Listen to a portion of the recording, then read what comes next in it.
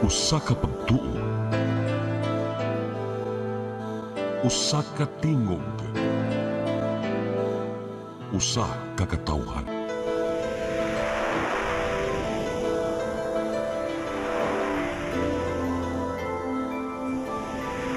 Cebu Catholic Television Network.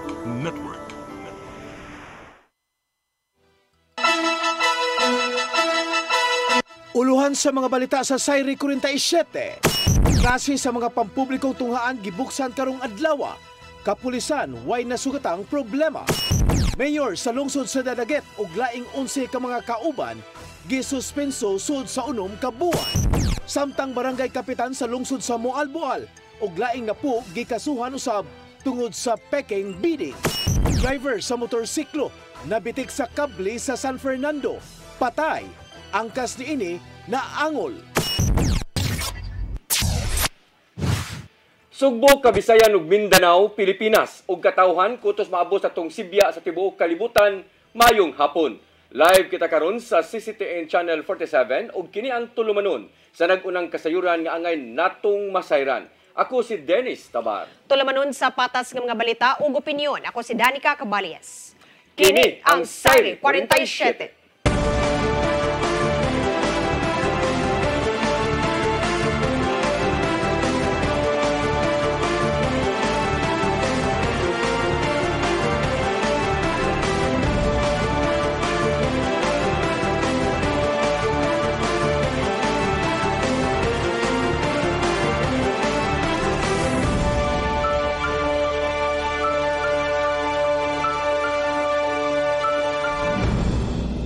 Og karon sa kompletong detalye sa atong mga balita, kapulisan sa dakbayan sa Sugbo wa makasugat og problema atol sa unang adlaw sa pag-abli sa klase sa mga pampublikong tunghaan.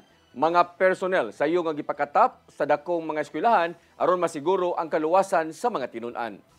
Ang kasayuran ihatod ni Arnold Bustamante.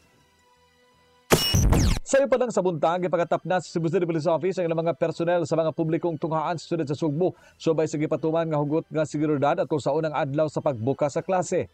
Mato ni Police Lieutenant Colonel Maria Teresa Makatangay, Deputy City Director for Operations sa CCPO, nga gikan sa buntag hangtod sa udto wala sila makadawat og report nga doon na biktima sa krimen nga nagpasabot nga malinawon og hapsay rang unang adlaw sa klase. Ang matag police station gitahasan ni Police Colonel Enrico Figueroa nga mobantay sa gawa sa tunghaan tungod sa pagdagsa sa mga estudyante uban sa mga ginikanan aron malikayan nga dunay motumaw nga problema. May mga problema ta no nga may tungod sa peace and order niya, security and safety sa mga estudyante nga nibalik sa ilang mga tunghaan, apil na ang mga ilang mga ginikanan o ang mga school authorities. Save siguro sa ilang mga internal nga process siguro no, but concerning public order and safety wala tay problema sa pagkakaroon. Dunay gipangbutang nga mga Police Assistance Desk ang CCPO sa gawa sa tunghaan aron maimo atubang sa mga reklamo o kabalaka sa mga ginikanan alang sa seguridad sa ilang mga anak. Gibutyag ni Makatangay nga hawaton sa mga pulis nga makasulod na ang tanang estudyante. Una pa sila moadto silang beat patrolling ug mubalik na usab ni inig kahapon atol sa ilang tinggawas.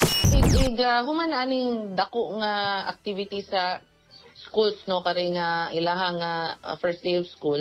Ang ato ang deployment is mo revert na siya balik to beat patrolling.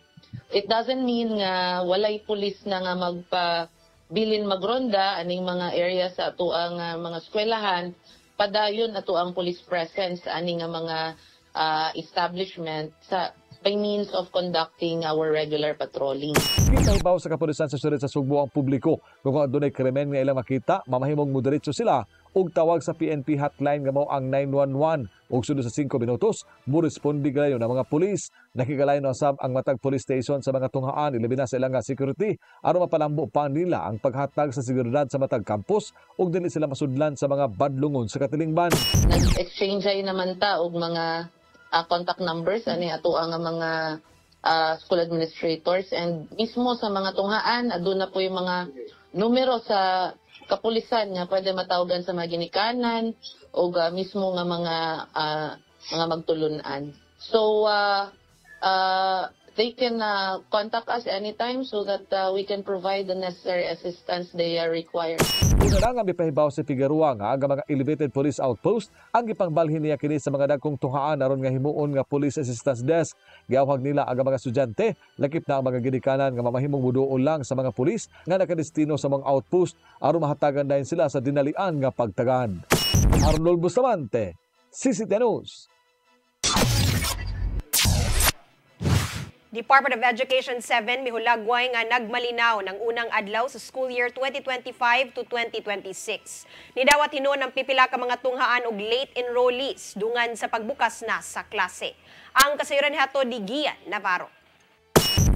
Napuno sa kadasig ang pagbalik sa mga tinun-an ning pagbukas sa school year 2025-2026 sa pipila ka mga tunghaan sa dakbayan sa Sugbo. Sa Abellana National School, busy na ang mga estudyante sa high school sa ilahang mga leksyon.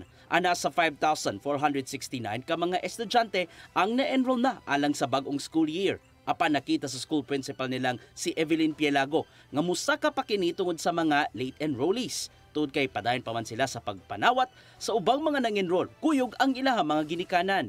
Kasi more than pa na. However, naaraman tayo limitation, sir, because we have limited classrooms manggod kay wala man tay mga bagong classrooms kay we don't have buildable space anymore. Double shifting gyapon ang gipatuman sa junior high school aron ma-accommodate ang tanang mga tinun-an. Susama usab ang sitwasyon sa Barrio Luz Elementary School diin naay mga niapas sa pagpa-enroll. Hinuon nagpabilin ng taas nga energy sa mga tinun-an, dala sa ilang excitement sa pag-eskwela nga adunay bag-ong school supplies. Naabtan usab sa news team nga halos nagmingaw na sa Mabolo Elementary School. Yan ang panahon na nagsugod na gyud sa klase dito sa mga nagkadaiyang classrooms. Timailhan nga focus na ang mga tinun-an sa ilahang mga leksyon. Tungod dini, gilagway si Department of Education 7 nga hapsay gyud og nagmalinawon ang unang adlaw sa eskwela, Luco Prehiyon. Humanabantayan ng sitwasyon. Bahin sa late enrollees, giawhag ni Jimenez ang ubang mga ginikanan nga ipa-enroll na gyud ang ilahang mga anak aron makaapas sa klase. As of this date, murag mga 80 to 85% pa ang atong enrolled kung atong ikumpara sa last enrollment sa last school year. So, mao na mo ang gipangusgan karon nga unta mga ginikanan mo adto na gyud no edad una kay nagsugod na gyud ang atong klase. Ian Navarro, CCTV News. Kapin 500 ka mga tinun-an, kuyog sa pipila ka mga inahan ni Dagsa sa Mandawi City Hall aron mangayo og endorsement letter sa tinguha nga makasud sa Mandawi City College. Sila mao ang mga nawa makapasar sa entrance exam. Ang kasayuran ihatod ni Mary Rose Sagarino. Gidagsa kaganinang buntag ang buhatan ni Conchal Malcolm Sanchez, ang chairman sa Committee on Education sa Konseho sa Dakbayan. Kapin 500 ka mga tinun-an kuyog sa pipila ka ginikanan ang naglinya aron mangayo og endorsement letter sa tinguha nga makasud sa Mandawi City College. Ang maong mga aplikante na pakya sa entrance exam. Naglaom sila nga makakuha og slot sa tunghaan nga nagtanyag og libreng tuition mahinungdanon alang sa mga naglisod sa pinansyal. Wala sa may kwarta para anak. Libre raman. Mudo aral lang ko mo eskwela. Lisod eh. Way ka bayad. Sudah lagi ko kana ani ito na. Hari namin sa public. Bahalag hasol. Mo kuan gyapon mi. Si Conchal Malcolm Sanchez ni klaro nga ang endorsement letter dili makagarantiya sa admission. The least that my office can do is to issue an endorsement, but the said endorsement is not a guarantee na makasud gid sila sa Mandawi City College kay it's the Mandawi City College Academic Council who is responsible for selecting students in coming first years. Mudawat lang ang Mandawi City College og 500 ka mga first year student karong tuiga. Kapin sa 300 na ang nakapasar sa entrance exam ug ganaan na lang sa usa ka gatos ang nahabilin nga slot. Si Sanchez niingon nga ang limitasyon gibase sa available nga classroom ug teaching staff sa tunghaan. Mary Rose Sagarino, CCTV News. Target enrollment sa Department of Education sa siyudad sa Mandawi wala pa makabot. Hinuon pipila pa katinun-an ang nang-apas og pa-enroll. Ang kasayuran hatod pagbalik ni Mary Rose Sagarino. Sa dato sa DepEd Mandawi Division, ana-ana sa 55,000 ang kinatibuk-ang enrollee sa pampublikong tunghaan sa syudad. 67,000 ang target enrollee sa DepEd Mandawi. Mausab kini ang gidaghanon sa tinun-an miaging school year. Ang labing dakong tunghaan sa Mandawi ang City Central Elementary School sa ilang datos kaganinang buntag. Ana pa usab sa 79.13% sa target. Ana pa sa 2,950 ang nakapa-enroll. 3,700 ang gidaghanon sa estudyante miaging school year. Nagsige paghihapon ang ato ang advocate sa enrollment na ata sa ato ang website na sa atong FB page, and then mo reach out mi sa mga barangay nga nalangkob sa kanang Mandawi City Central School. Hinuon mato ni Dr. Benito Dagatan ang superintendent sa DepEd Mandawi nga gilauman nga makabutra ang target. Nang dagsa pa man usab ang mga inahan kuyog sa ilang anak sa pagpa-enroll. Sagad rason sa mga ginikanan nga busy sila maong nadugay. Aduna usab pipila nga bago pa nakabalik gikan sa bakasyon sa probinsya. Kapag pa old scenario mo guni nga bisan we keep on telling the parents nga kung may mo first day mo tungag yun before the first day of classes magpa-enroll, but ingon anak ra gyapon ba nga there are still parents nga mayon busy mong ko wa ko ka lugar, so adto na gid ka lugar inigting klase na. So within 2 weeks ma'am anak pa ginato makita og sa kuan pa we will see this week and next week kung mo reduce ba gyud, but malagi in our sa mong pagnanaw murag more or less the same ra gyapon scenario nga after 2 weeks mo meet or mo higher pa, especially ang atong itanaw sa elementary tungod sa kindergarten. Ang enrollment alang sa grade 1 hangtod grade 6 matapos hangtod Hulyo 31, samtang ang sa kindergarten mulungtad pa hangtod Oktubre 31 subay na sa bagong guidelines sa DepEd. Mary Rose Sagarino, CCTN News. Hapsay og malinawon ang pag-abli sa klase sa Marigondon Elementary School sa Dakbayan sa Lapu-Lapu kaganinang buntag. Nakita sa principal nga nikunhod ang ilang enrollees karon nga school. Kung itandi sa milabayng tuig. Ang kasayuran ni hatod ni Crystal Joy Filerca.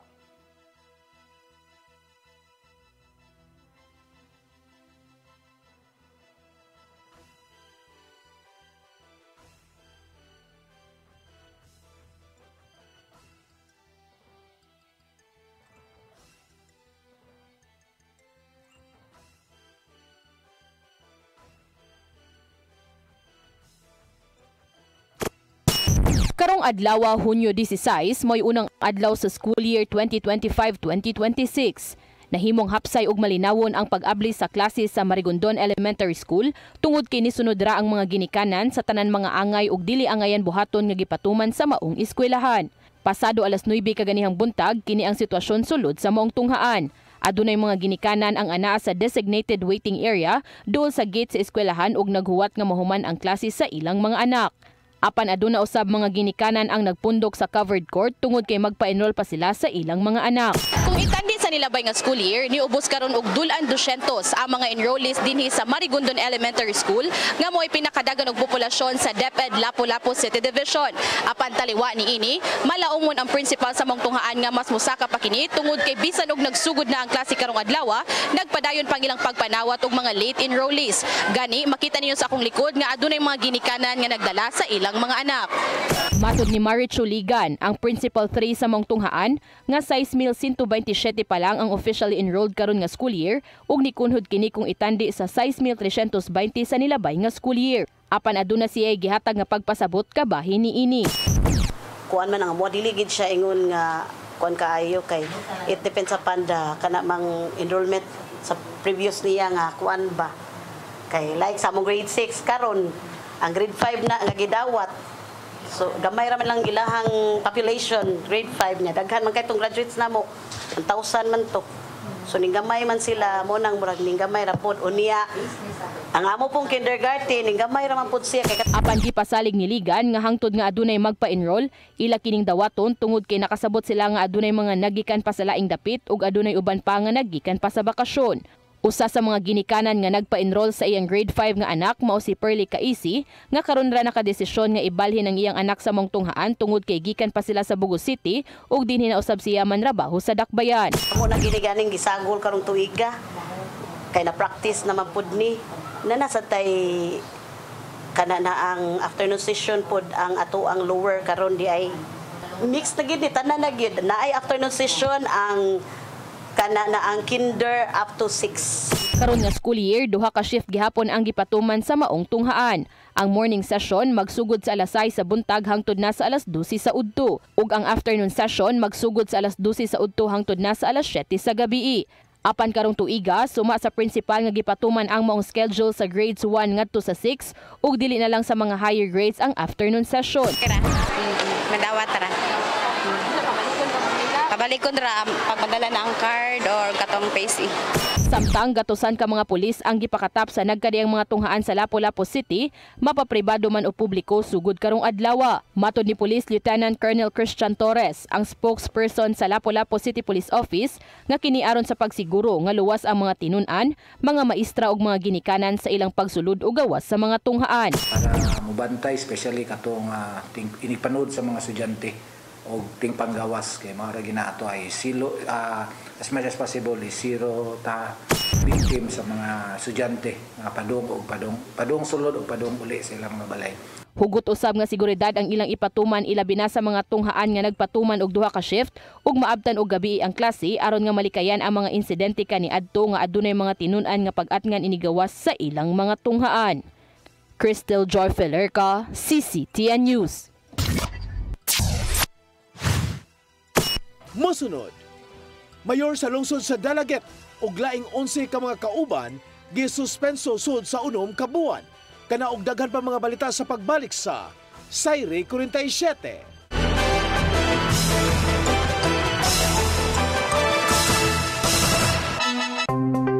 Discover the beauty of the Philippines.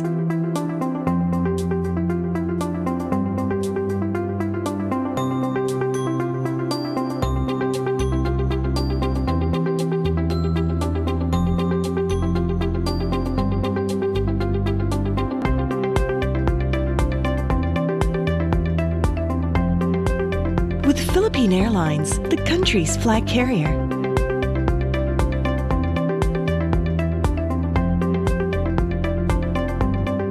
The airline that lets you feel the warmth of the nation.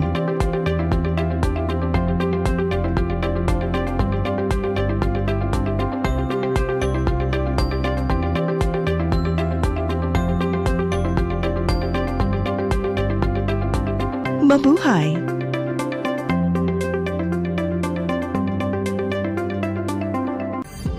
Ito ang programa kung saan magko-collaborate ang ating mga ozone na doctors para ibahagi ang kanilang kaalamang medikal. I believe with all my heart that the Lord is allowing us to understand that He's the one who are extending this life and we have to really take care of our body. Yes. Matag episode, among ipaambit ninyo ang mga healing testimonies. Every day, pag gising mo, iisip ko kung ilang taon na lang yung katagal ko, yung ganun.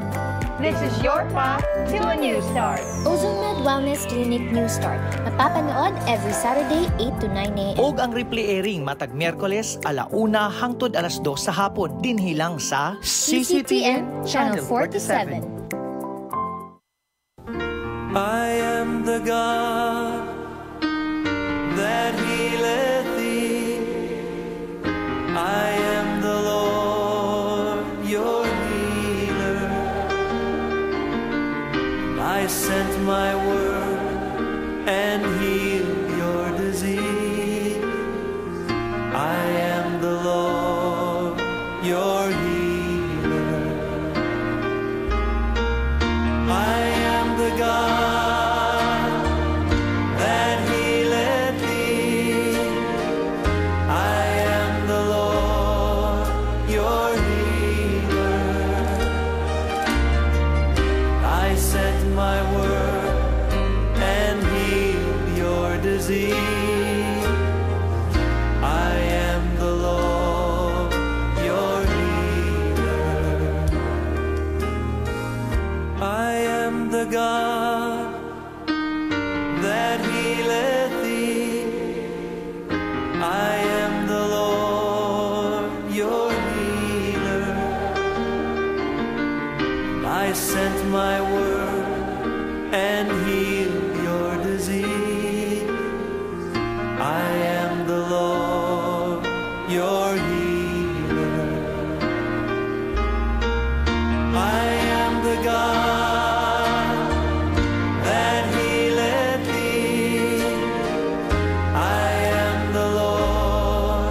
your healer.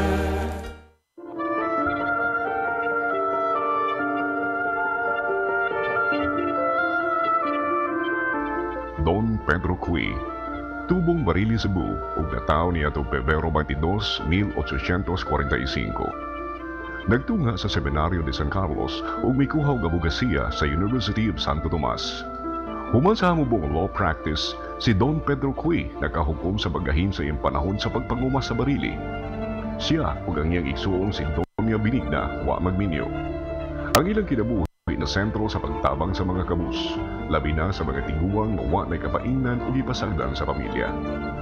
Nakita ni Don Pedro Cui nga kung siya ana-ana sa kilom-kilom sa iyang kinabuhi ug masulubon bisan pa sa iyang bahandi, unsa pa kaha ang mga tiguang nga nahikawan sa katigayunan ug pagmahal. Kini mo'y nakapaaghat kang Don Pedro ug Doña Benigna sa pagtukod ug bay pahuwayanan sa mga tiguang na kabus ug pinasagdan. Kini ang Hospicio de San Jose sa Barili. Sa hinapos nga bahin sa iyang kinabuhi, gihatag ni Don Pedro ang katunga sa iyang katigayunan ngadto sa iyang mga igsuon ug ang katunga niini ngadto sa hospicio. Si Doña Benigna gihatag usab sa iyang katigayunan ngadto sa hospicio. Ang Hospicio de San Jose ginagurahan niadtong Nobyembre 27, 1927. Ug hangtod karon, ang Hospicio de San Jose bukas sa mga senior citizens na walay kapaingnan ug sagad kanila na limtan ang gani sa ilang mga mahal sa kinabuhi. Ang Hospicio de San Jose usa ka buhing handumanan sa taong responsable sa katukuran niini. Siya si Don Pedro Cui, kadto sa Subo. Subuano ni.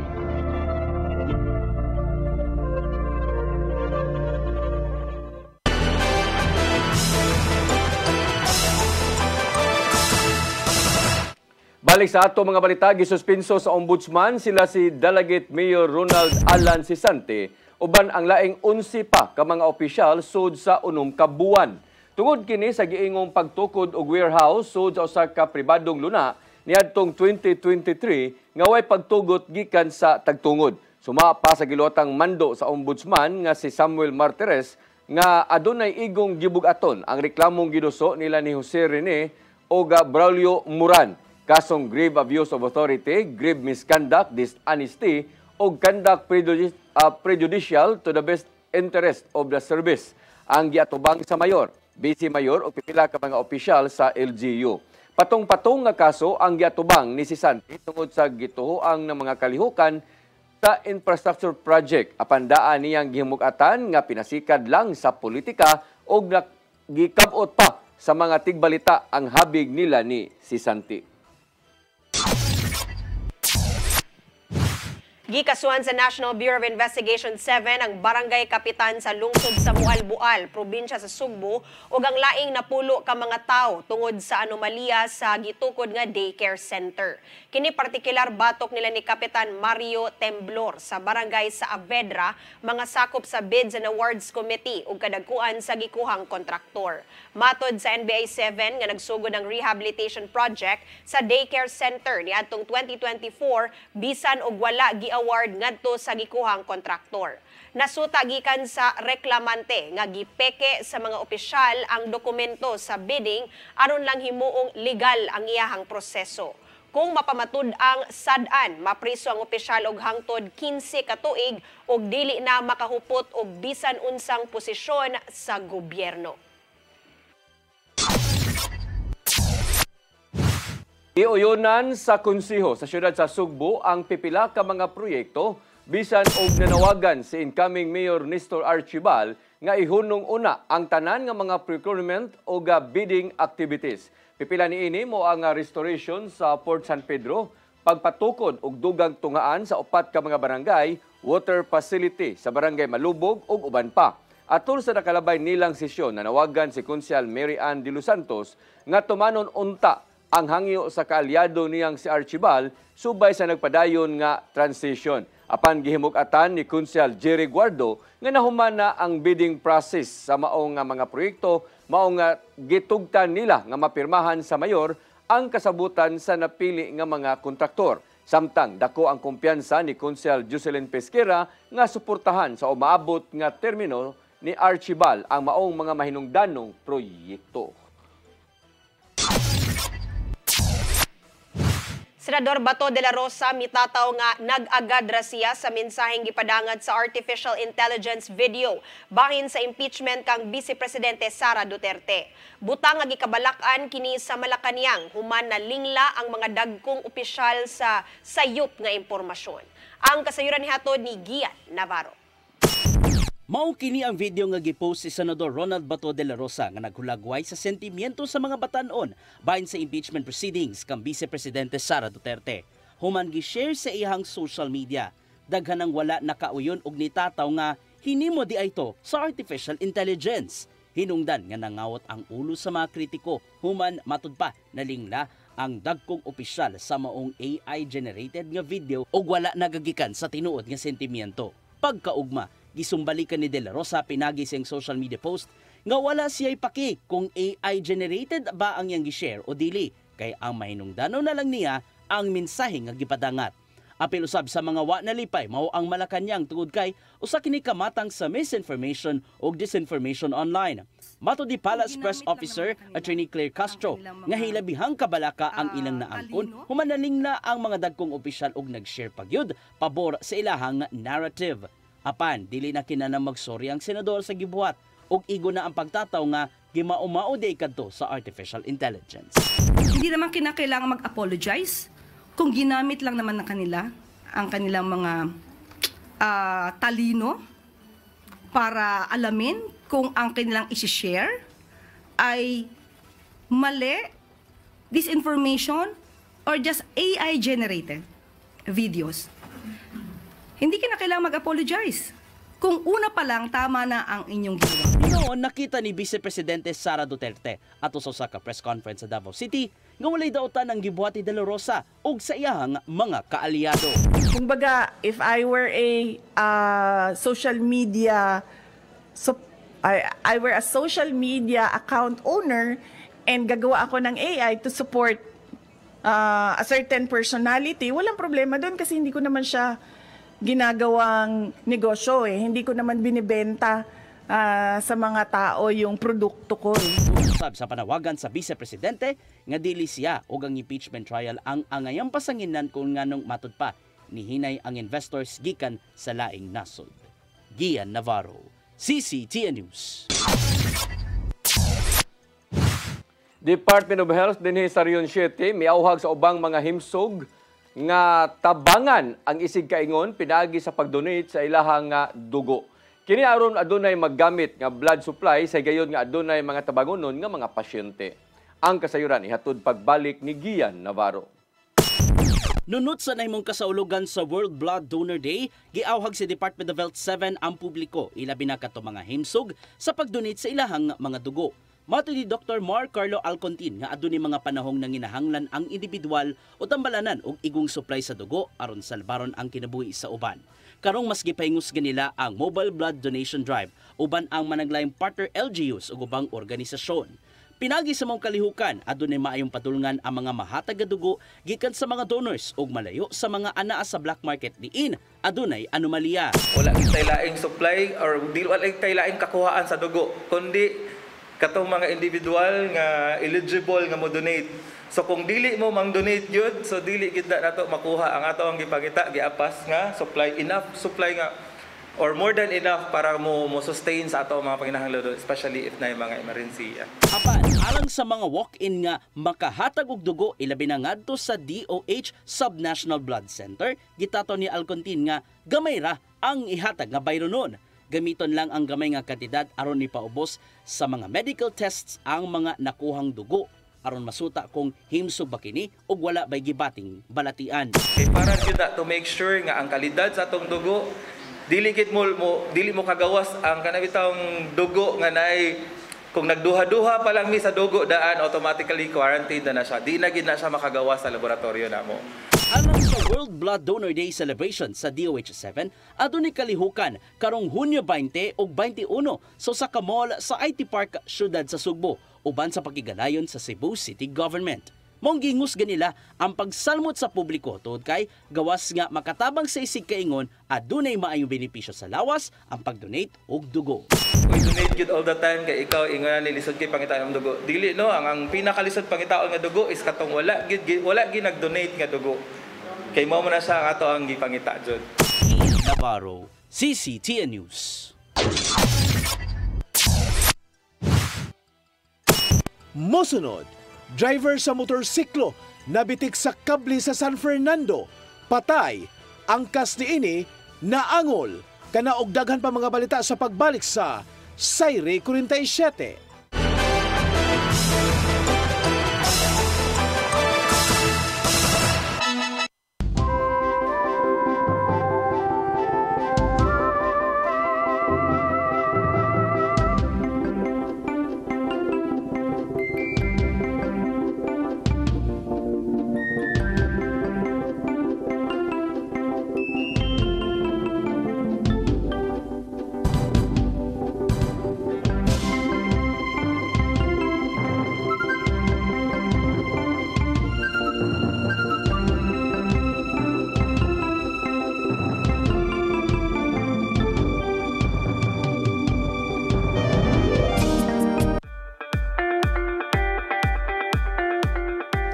Congratulations! Nunito Tatay Dodong A. Lamchua, awarded as Cable TV Maverick, Father of Cable TV in the Philippines, given by Philippine Cable and Telecommunications Association Incorporated, PCTA, from Phil Products Group of Companies.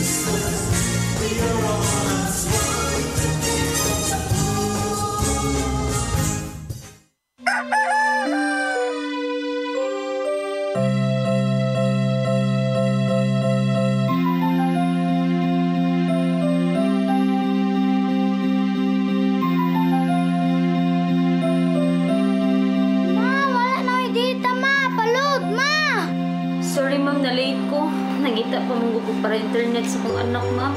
Ay, wala na yung problema. Pag-sinisibo! Sinisibo, sinisibo. For your internet connection. And for the signal of your cable TV. So fast and straight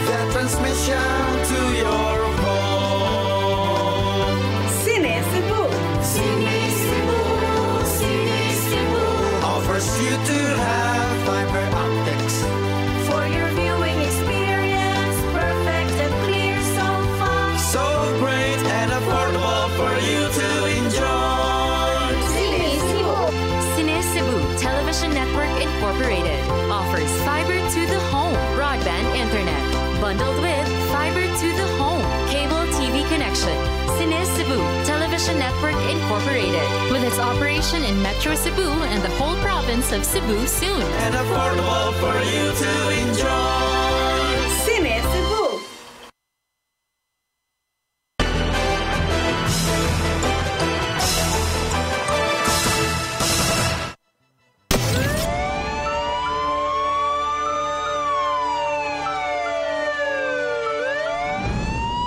Balik sa atong mga balita, patay ang driver sa motorsiklo samtang naangol ang iyang angkas human mabitik sa kable tungod sa daan samtang tunga sa kable nga tunga sa kalsada samtang nabunok ang kusog nga uwan niadto nga Biyernes sa gabi diya sa may National Highway sa Barangay Balud, San Fernando.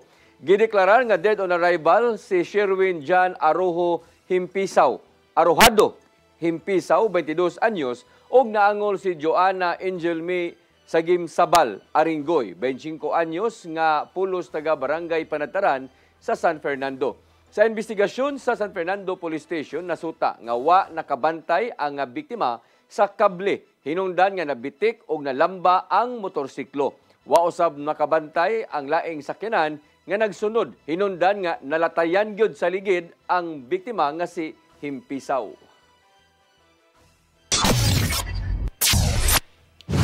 Usa ka lalaki ang napalgan nga naglutaw og wa nay kinabuhi sa kadagatan sa South Road Properties kagahapon.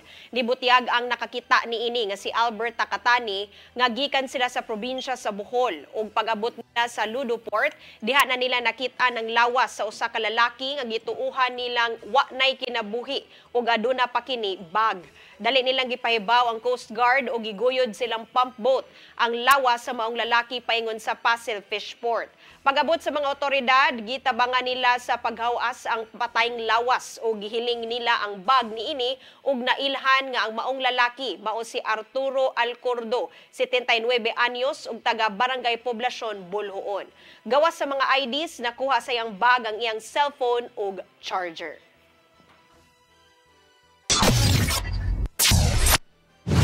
Tulo ka mga lalaki ang nadakpan sa Philippine Drug Enforcement Agency kon PDEA-7 uban sa Mandawi City Police Office atol sa ronda sa usa ka drug den diya sa may sitio Eusebio, Barangay Subang Dako. Usa sa mga nadakpan ang target nga mo'y nagpadagan sa drug den nga si GR 37 anyos o residente sa lugar. Nakuha sa mga operatiba ang 16 ka pakete nga gituoang shabu nga motimbang og 16 gramos nga may kantidad usab og 108,000 ka pesos. Ingon man ang mga nagkadaiyang drug paraphernalia. Kalapasan sa Republic Act 9165 ang ipasaka nga kaso sa PDEA-7 batok sa maong mga dinakpan. Nasikop sa kapulisan sa Dakbayan sa Sugbo ang usa ka snatcher nga nang biktima o usa ka senior citizen sa Fidel Rosario Street, Barangay Kamagayan ning Dakbayan sa Sugbo. Ang maong snatcher giila nga si alias Janjan, 28 anyos, kasamtangang nagpuyo sa Barangay Ermita. Samtang ang biktima mao si alias Nay Coring, 77 anyos nga taga Barangay Santo Niño ug kasamtangang nagpaalim siya sa tambalan. Sa investigasyon sa Parian Police Station, naatlan nga nagroving ang mga sakop sa Mobile Patrol Unit hinungdan sa daling pagkasikop sa sospek ug duha pa mismo sa iyang senior citizen. Ang maong bag gikatahong adunay sulod nga 5,000 pesos. Sa kasamtangan gitanggong na sa Parian Police Station si alias Janjan ug mag-atubang kini og kasong pagpangawat og physical injury.